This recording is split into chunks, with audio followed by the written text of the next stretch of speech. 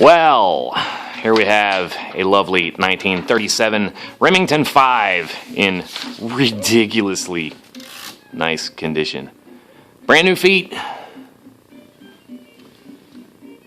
Very grippy, very supple. Not squashed or flat like this. Because that's what they normally look like.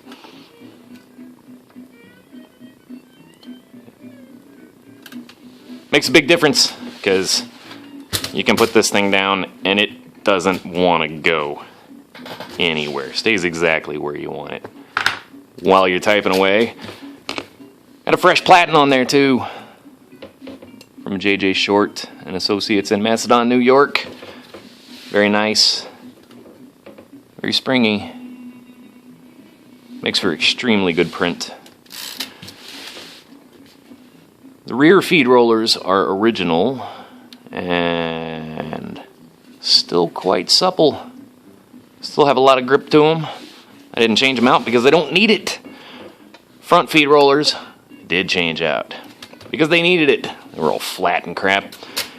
This machine came to me in pretty good shape. I had to tweak a couple of different things on it. Just like with all of these stinking old, Remington portable designs. With this ribbon transport, I had to tweak that a good bit. Had to change out this little dude. That whole assembly was all wonky. There was a little cam down in there that wasn't riding right. But she's super clean. Types like a dream. Love it. Everything works. Carriage lock. Your indexing. Single. Double. Both carriage releases. Paper release works well. All of it. Margin release and everything. And to prove it, do a little type test. 1937 Remington 5 V931716. I don't understand why they did these this way. And they're all like this. They have this paper guide over here in case you're using incredibly huge paper. You don't use that. Line it up right here.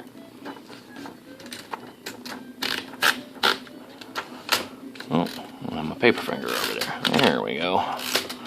On the black setting. Quick brown box jumps over the... Whoa, what did I do there? I hit a W instead of an E. The lazy dog. Ridiculously clear print. On the red setting. And all in caps.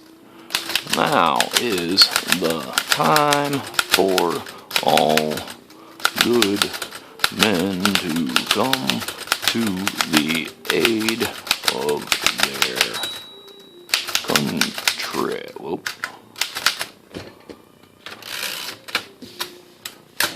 Works like a charm.